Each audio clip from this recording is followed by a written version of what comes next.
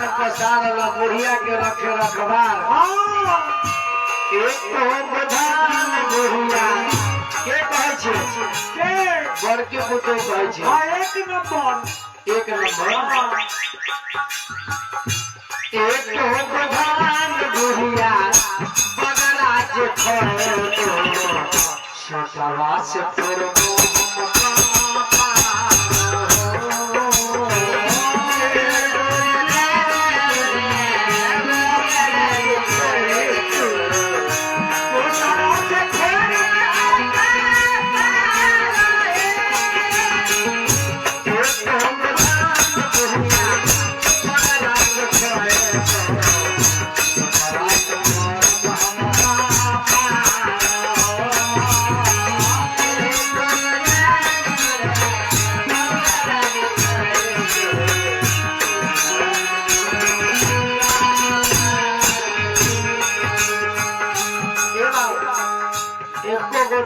कहते सोटवा से खड़े हो कपार बुढ़िया के खड़िया तो ना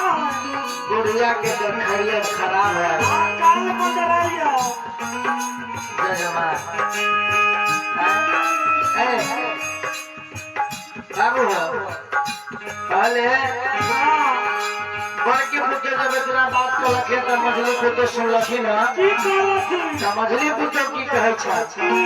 बुढ़िया के और मछली पुत्र से की जाना मछली पुत्र कहे कि कहिया बुढ़िया मरते जे ठीक होते दुआ पर खखार फेंक के गिना के रख ले हां इतना सब के रौदा में ठंडा मार लगे रौदा में कम ठंडा मारे छे रौदा में लोग मारे छे कि ठंडा मारे छे सब बता देते हैं मछली के बुढ़िया कहिया बुढ़िया तोरा कही है तुम्हारा पछे भई छै खाखा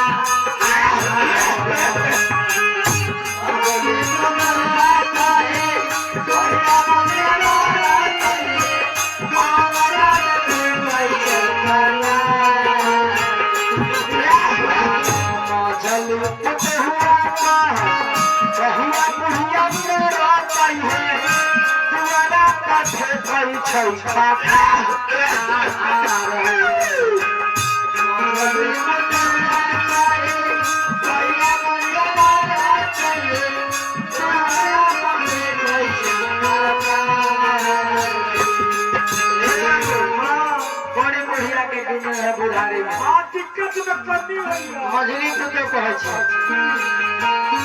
बुढ़िया जमोरा दैता बड़ा सुख है बुढ़िया जमोरा दैता बड़ा सुख है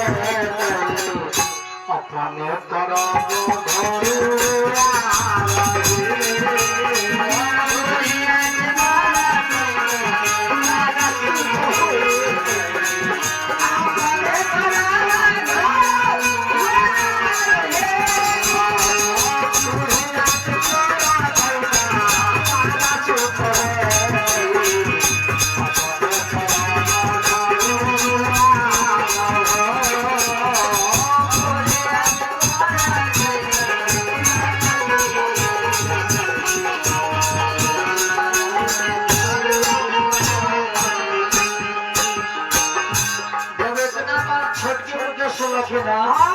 छोटकी पुतो बचिन कहला बुढ़िया मरते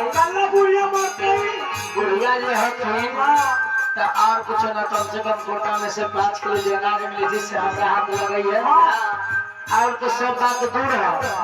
वो जो वृद्धा पेंशन मिले छी बुढ़िया के से हमारे हाथ लगे है कोटा में यरवा चावल मिले छी यरवा चावल हो छी कि अरवा चावल है जन गुरु बताओ यरवा चावल कोटा में मटिया तेल मिले छी खाए ला मटिया तेल खाए ला मिले छी अब बंद हो गए मटिया दारू है जब छोटकी बुड्ढे इतना बात सुनलखिन ना तो छोटकी बुड्ढे कहे छे जो बुढ़ले नहीं मतलब तो ठीक रहा है एले कि जो सब के लड़का फेंका निकल गए हमरा लड़का फेंका नदान गदान है नदान गदान है कम से कम और है तो देखै तो लंडा बकरी पट्टू और बकरी पट्टू जे है सब कम से कम झोकू के दूध लखिन